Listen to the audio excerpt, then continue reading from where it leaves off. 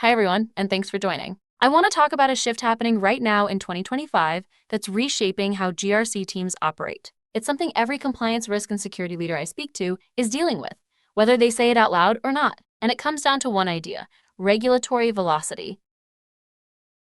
Regulations are now moving faster than internal audit cycles, faster than policy refreshes, faster than training cadences. In some regions, faster even than procurement reviews. We've hit an inflection point where new rules aren't occasional events.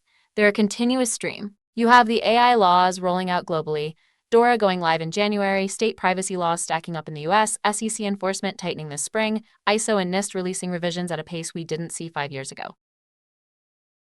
The question used to be, what do we need to comply with this year? The 2025 question is, how do we adjust to rules that change while we're still implementing the last update? And that's the pain point I hear everywhere. Teams that are used to annual planning are now dealing with quarterly and sometimes monthly shifts in obligations.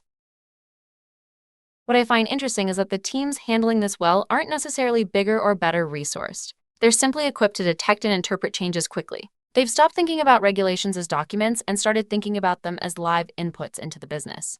And that matters, because most exposure isn't caused by lack of willingness. It comes from lag. A regulation changes in March, but the process changes in October. That 6-month gap is where risk quietly accumulates.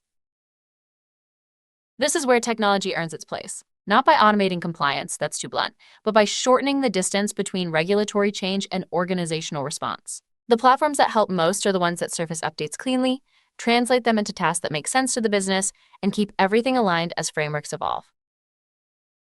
With Centraleyes, the regulatory tracking and structured updates aren't add-ons, they're part of the architecture. New requirements flow directly into workflows, controls, and reporting. When you stay aligned with regulatory changes as they happen, everything else becomes steadier.